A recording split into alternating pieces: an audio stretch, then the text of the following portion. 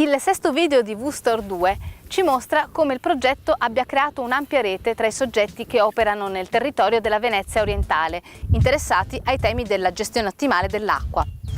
Per fare questo, l'agenzia di sviluppo Vegal, partner del progetto, ha organizzato una serie di tavoli di lavoro con diverse tipologie di stakeholder.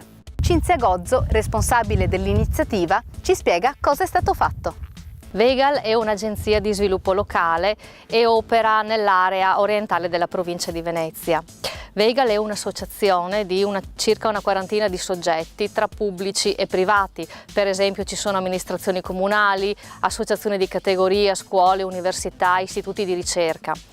Per questo motivo Vegal è stato individuato quale partner ottimale del progetto, soprattutto per svolgere l'attività di diffusione dei risultati progettuali. Infatti gli obiettivi che Vegal intende conseguire con questo progetto sono per primo diffondere i risultati presso gli stakeholder e nel territorio, e il secondo obiettivo è quello di ottenere da questi stessi stakeholder e dal territorio interessato un'opinione in merito alle realizzazioni e all'impatto del progetto. Ai diversi interlocutori nei tavoli di lavoro è stato quindi presentato il progetto. L'obiettivo era quello di avere una risposta sull'efficacia delle iniziative intraprese, cercando di creare momenti propositivi e di condivisione. Con il Consorzio di Bonifica Locale e con la Soprintendenza per i Beni Architettonici e Paesaggistici di Venezia si è parlato degli impatti sul paesaggio e delle ricadute sul sistema idrico. Con gli animatori di fattoria didattica ed educatori naturalistici sono stati pensati nuovi strumenti per spiegare ai bambini e anche ai grandi l'importanza dell'acqua e del suo uso consapevole. Sono stati coinvolti anche gli istituti tecnici della zona, l'Istituto Tecnico Superiore di Portogruaro e quello di San Donà di Piave. Agli studenti sono state spiegate le innovative tecniche di gestione dell'acqua e la possibilità di applicare il modello di VSTOR 2 in altri contesti simili.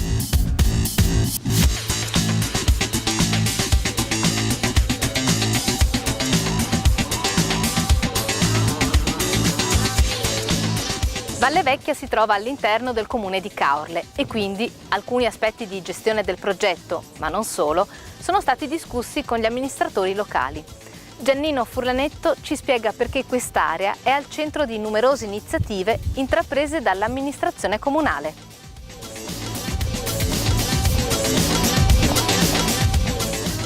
L'isola di Valle Vecchia rappresenta un ambito del comune di Caorle che è estremamente periferico perché è la parte estrema orientale del comune, che per le sue caratteristiche e quindi la scarsa presenza delle attività antropiche da parte dell'uomo consente un tipo di turismo del tutto particolare. È infatti apprezzata dai turisti nordici, turisti che amano un contatto diretto con l'ambiente naturale, e dagli amanti della fotografia, dagli amanti delle passeggiate e delle gite in bicicletta. Tanto che il comune di Caorle ha in atto una serie di iniziative atte proprio a incentivare questo tipo di attività.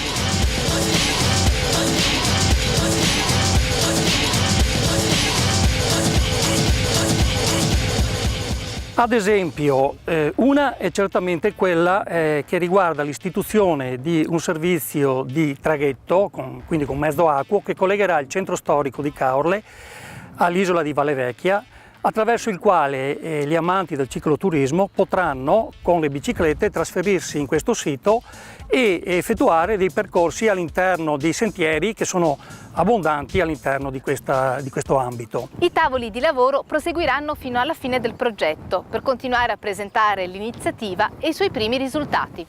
Anche il territorio riconosce l'unicità di Valle Vecchia. Ancora Cinzia Gozzo.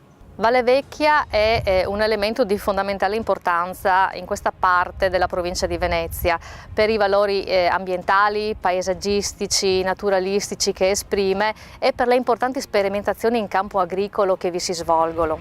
Questa sua importanza è stata riconosciuta anche dagli stakeholder che hanno partecipato ai vari tavoli di lavoro, i quali riconoscono l'importanza di valorizzare e promuovere questo ambito anche ai fini dell'implementazione del turismo sostenibile.